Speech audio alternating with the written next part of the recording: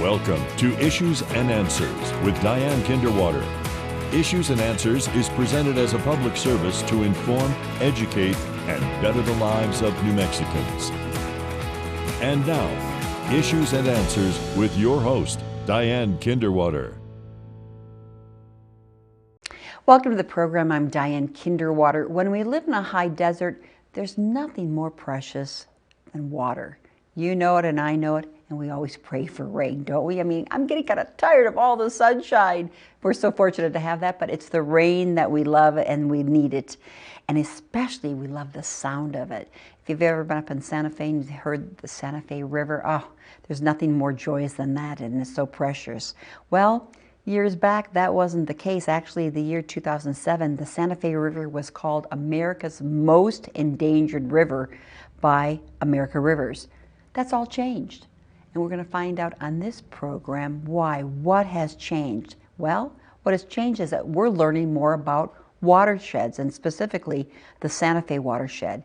A watershed is, we're going to learn on the show from my expert, what I've learned is it's a drainage basin. It's a catchment. It's where all the water that falls and melts goes along the ground and into water. That's the watershed that leads to a specific water basin like a river, pond, or ocean. And here we're going to be talking about the Santa Fe River. We don't have any oceans nearby, but I think some of it all does flow to that ocean as well. But we're going to talk about the importance of keeping that watershed, the land, free of pollutants, pesticides, cleaning solutions, vehicle oil, and waste. Because if we have it on the land, guess what?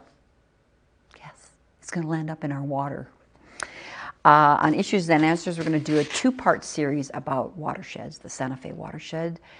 First one is going to be about the history of it, which is very interesting. Why does it have a history? I mean, why do we even discuss it? Well, it's very important. And the second one is about the programs that you and I can get involved in to preserve and protect our watersheds, which result in better water for all of us. So please stay with us as we discuss on this first part the history of our Santa Fe Watershed.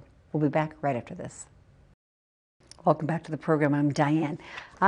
This is my guest today, Maury Hensley, in print, but now I have her right here in the studio. Welcome to the program, Maury. Thank you so much for being a part of it and requiring me to learn all about the importance of watersheds and, of course, the history.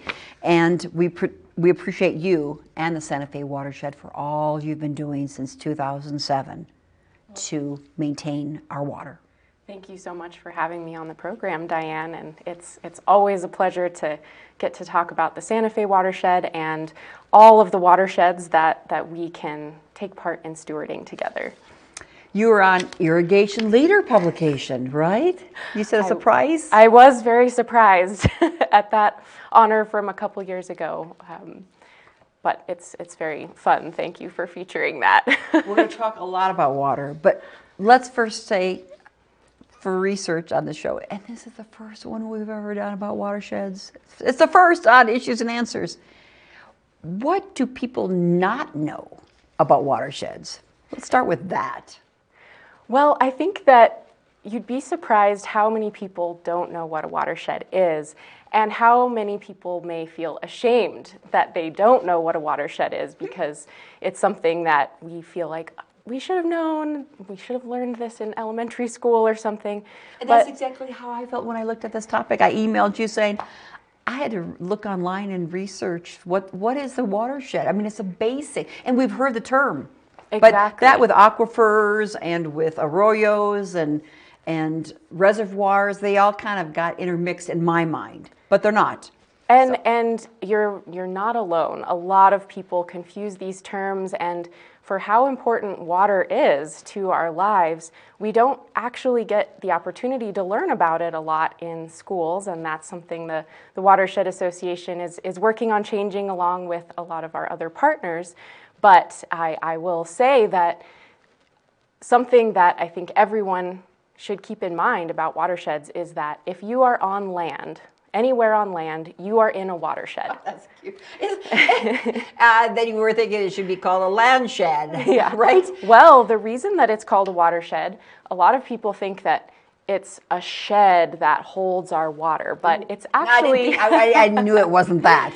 It's the type of shed like your dog shedding. It's the land area where water falling on the surface of the land sheds off the surface and to the low point of the landscape, which is, as you said, our rivers, our lakes, the low point. Oh, look at that word, a shed. Okay, Yeah, thanks for that. Absolutely. The other thing I can say is that watersheds are what we call nested. So as you can think of like a Russian doll, that one exists one within the other, watersheds are like that too, and they're a distinction that's helpful for us to understand how water moves across the landscape. So we can even think of our own bodies as watersheds. You can think of your bathroom sink as a watershed because that water flows down. Yeah, and it flows to the single low point, which is the drain. And then from the watershed that is your house, you might have your yard, you have your neighborhood, the surface runoff might flow into an arroyo, and then that arroyo flows into a stream or the river. Here in Albuquerque, of course, all the arroyos flow directly into the Rio Grande. In Santa Fe, the arroyos flow into the Santa Fe River, which then flows into the Rio Grande. And so we are all part of the Rio Grande watershed, which encompasses a huge land area, is so complex, but it's something that connects us all. And it's the land. I never thought of people thinking of it as a shed, but I just heard the term watershed. Yeah. But it's shedding the water from the skies, from the trees, from the snow melt onto the ground, and wherever we're standing is a watershed. Okay, Exactly. Maury Hensley, why should we care about this? Well, of course, water is life. We hear that all the time, and it's true. Our bodies are made up of 70% water. We need clean water to drink. We also need healthy ecosystems to live in. We rely on the ecological services of the environment around us, and every living being relies on water just like we do. And so making sure that those ecological relationships are healthy, making sure that our water cycle itself, happening on different scales from the very, very local to the global, is really important. Again, it's what connects us all together. And I think the thing that I feel lucky about in my work is that it's very tangible. You can really see how stewarding the land, being part of the water cycle in a positive way, makes a real difference, and we can see it. And that's not always the case in things that important things that we have to spend time on. So it's a special privilege that we have, and one that we should all take seriously. Yeah, that's interesting. If people, I'm just thinking of neighbors in the past changing the oil of their cars and the oil's dripping on the pavement. What's a little oil? Prescriptions, I don't need this prescription. Putting it down the toilet. What's the harm? What's the harm, Maury Hensley? Exactly. Well, I think we always hear sort of the joke, but also not, that dilution is the solution to pollution.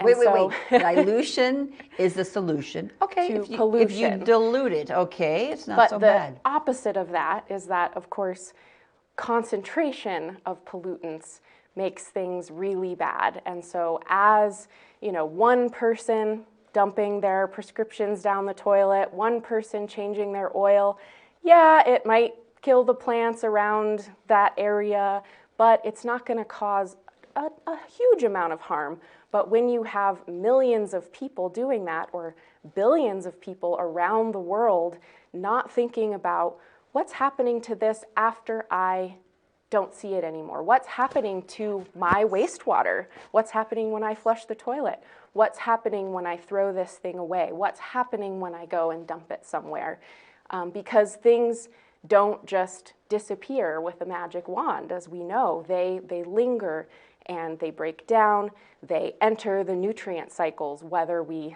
like it or not. And the water cycle, of course, is no different. So as water moves between surface water, which is the watershed, and groundwater flow in rivers and streams, evaporation and precipitation all around the world, all of those pollutants get mixed up in our air and in our soils, even in our own bodies, because we're drinking water. And as mammals, we do what's called bioaccumulate. So we don't just let those pollutants pass through our bodies. Our muscles and tissues hold on to those pollutants, and then that can start causing health problems for us. And other animals in our environment process pollutants the same way, and so that's how health effects start to happen, and our communities can be affected. I didn't think of the air pollution, that the water can evaporate into the air and grab all those pollutants and bring it back down into the ground, into our water. Never thought of that until you mentioned that. Yeah, it's you know, we think about watersheds, and that's a very important part of the water cycle is surface flow of water. But of course, water doesn't see boundaries. Water is always cycling between the liquid form, flowing across the surface, between groundwater, between vapor. And so what's ever glommed on to water molecules is getting carried through that process. And then into our bodies, and then it stays. It's exactly. Oh boy. You know, whether we like it or not, we're all part of the water cycle. You had given me information that I think in 2007, the Santa Fe River was deemed the most endangered river. And that we're talking about our history now of the watershed, and the local hydrologist, Paige Grant, formed the association in 1997. But tell me a little bit of the interconnection of the founding of the organization and Santa Fe as the most endangered river. Absolutely, and this is a very timely question again, because of course in 2024, American Rivers designated every river in New Mexico as the most endangered rivers in America because of the Sackett decision that impacted the Clean Water Act. Fortunately, we have some legislation now to take back some of those protections for New Mexico. But back to 2007 and... Well, I don't mind talking about 2024. I missed that one. Yeah, it's... I mean, forget that. We already solved 2007, but now it's 2024. All of New Mexico rivers are considered to be on the most endangered rivers list. They were designated that in 2024, yes. So I can rant about that for a long time, and I know we want to get back to the Santa Fe Watershed, and of course it's all connected, but in a nutshell, the Clean Water Act has been slowly getting eroded over the decades, and that kind of culminated in the Sackett decision from the Supreme Court a couple years ago, which said that non-contiguous bodies of water were not considered waters of the United States, which meant that they could not be protected. And New Mexico, actually 95% or so of the water in New Mexico is non-contiguous. It's not connected to a navigable water. We have small wetlands, we have springs, we have cienagas, but we have a very arid climate, right? And so not only are those wetlands and ephemeral streams more important to us all than in any other place because they're so scarce, but they no longer counted as water worth protecting under this Supreme Court decision. And New Mexico is one of, I think, 2 states in the country that doesn't have control over our own water quality permitting process. We have relied on the EPA to do that for us. But just in this past legislative session, the governor signed a bill for New Mexico to take ownership of that permitting process called primacy, so that the New Mexico Environment Department can protect all these waters that are no longer protected by the waters of the U.S. But back in 2007, we're not sure if they were protected or not. Right. Even back then, the Clean Water Act was being eroded. But the Santa Fe River itself is really, in my mind, the poster child of what is broken and also what can be fixed between humans and our relationship with the water cycle. So the Santa Fe River, even though it's about 40 miles long, 46 miles long, depending on who you ask. It's small, but it's the reason that we're all here. It's the reason that New Mexico even exists. to a certain degree. It's the reason the capital of Santa Fe was established there. Because they had a river and they had water. Yeah, the geography was ideal for the establishment of that Spanish capital. Of course, it was inhabited long before the establishment of the capital of Santa Fe. But throughout that time, the river holds that entire history. And so by the time we got to the 1990s, the river not only held the history of pueblos and acequias and provincial governments and the small agrarian village, it also held the history of damming, of development, of paving, of piping, of pollution, of kind of ignoring our relationship to the water cycle. And so as the river, as the city grew, the river wasn't able to kind of be a river anymore. It was a nuisance to the growth of the city, similar to here in Albuquerque where, rivers flood, they change course, and that's not very convenient if you're trying to build a hardscape downtown. And so the river was dredged, it was walled in, it started to be very, very controlled. And the water supply, the water utility, took the entire flow of the upper Santa Fe River and held it for water supply for the city of Santa Fe, which meant that instead of flowing in the channel, the river was flowing in the pipes that went to everyone's homes, and there was no water left over for the river except for in a storm.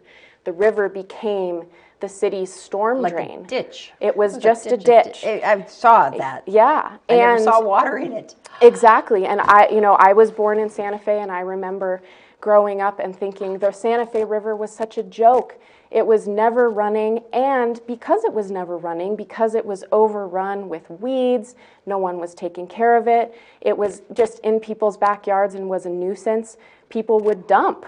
There was so much trash in the river, and so it made it even uglier and a blight to the city. But fortunately, through the decades, there have been people in Santa Fe who have never stopped caring about the Santa Fe River and never stopped loving the river and revering the river as the lifeblood of Santa Fe. And so it was the culmination of those efforts, and the founding of the Watershed Association in 1997 was part of this movement to reintroduce Santa Feans to the river. And so a group of Santa Feans advocated to this national group called American Rivers to highlight the issues of the Santa Fe River, that there was no water in it, that there was dumping, that there was a gravel mine in the river, in the village of Agua Fria, that was further disrupting and polluting the river channel, that it was just totally neglected. But it seemed like nobody really had authority, they cared, but not as an organized group. Maureen. Exactly. It's so easy in our communities to get siloed and to be working on these different things, and we're all in different neighborhoods, and so that was something that the Santa Fe Watershed Association really worked hard to do, is bring all these people together, and that's what we've been doing since our founding in 1997, is using the river and our watershed, the land area that flows into the Santa Fe River, as our common ground. It's literally the ground that we're all standing on. Literally. And it's literally the nourishment that's flowing in our veins, because to this day, the Santa Fe River provides 30 to 50% of Santa Fe's drinking water. We also have municipal wells that provide water to Santa Fe's overall water supply. And so we're all connected. The Santa Fe River is physically connecting everyone who lives in Santa Fe and throughout the watershed.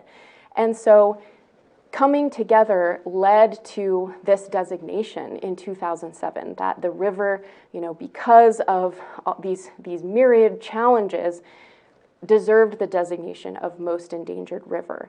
And the inspiring story about that is then that it really shocked the entire city, that all of a sudden this national group was like, you have this river flowing through your city and you've all forgotten about it and you've neglected it. It's It's like, neglecting your matriarch and not respecting her, and not benefiting from her wisdom and her power and everything she has to offer to the generations, right?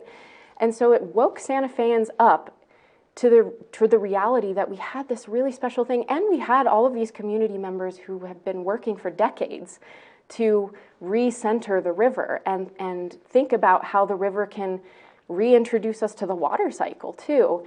And so that designation in 2007 then built community support to the Living River Ordinance of 2012. So it took those years to continue advocating, and by 2012, there were other factors that happened that all kind of aligned beautifully. Again, work of many people through many years, but enough Santa Feans from 2007 were shocked into action that by 2012, the Santa Fe governing body was able to pass the Living River Ordinance. And what does that do, Maury Hensley? It designates 1,000 acre-feet of water to the Santa Fe River itself. Oh, so, it's supposed to be the river, but now they're literally having an ordinance say it goes to the river. Exactly. Instead of the pipes. All Santa Feans instead of the reservoir. Came together and said, we want water in the river. And we will conserve water to do this, that we want water in the river, and it has an equal right to this water that we do as people. And so that was the first such ordinance in New Mexico. It's one of the first anywhere in the world, actually. Of course, it's not perfect. It's still an evolving process, but it's something I feel so much pride in, and of course, I get to benefit from that every day. And that Living River Ordinance, so even in a dry year like this year, where our snowpack is about 20% of what it normally is, but the Living River Ordinance mandates that the river gets at least 300 acre feet, even in a even in a drought. So, so the river is, and not only does it have those surface flows, but the likelihood of those flows has opened the possibility for the city and the county to work together to make the river trail, to do restoration projects along the river. And so now whenever you go to the urban reaches of the Santa Fe River, most of them now have a trail. You'll see people enjoying it, whether it's dry or wet. And so a living river not only means surface flow, but it now just means it's a living member of our community. Even when there's not surface flow, there's plants, there's animals, there's pollinators, and there's people enjoying it and connecting to it. Oh, that's exciting and beautiful. That's exciting and beautiful. So that 1,000 acres of water, once it flows through the Santa Fe River, how many miles? The 40-some miles. Then but it's still going to keep flowing. Where does it go after that? These 1,000 acres that are mandated to flow through, unless there's a drought. So the geology is a little bit complex in the watershed. So often the water goes underground toward the southern end of the city because it's very sandy. But all of the wastewater from Santa Fe goes to the Paseo Real Water Reclamation Facility near La Cienega, which is just by the airport. And so then the river comes back alive because all the wastewater flows back into the lower river. And then all of that water joins with other lower watershed tributaries in La Cienega and that stretch, and feeds the acequias, feeds the fields, and then in good flows will reach the Rio Grande below Cochiti Dam. Very good. So that 1,000 acres still is not being wasted. It's keeping the ecosystem alive, but then it goes down into the Rio Grande and hopefully continues all that. Yes, and it infiltrates into our groundwater, which then renews our municipal water supply. Oh, so much. See why we're doing a two-part series on this? We've got a minute left. Maury Hensley, the history. Anything else you'd like to point about the history?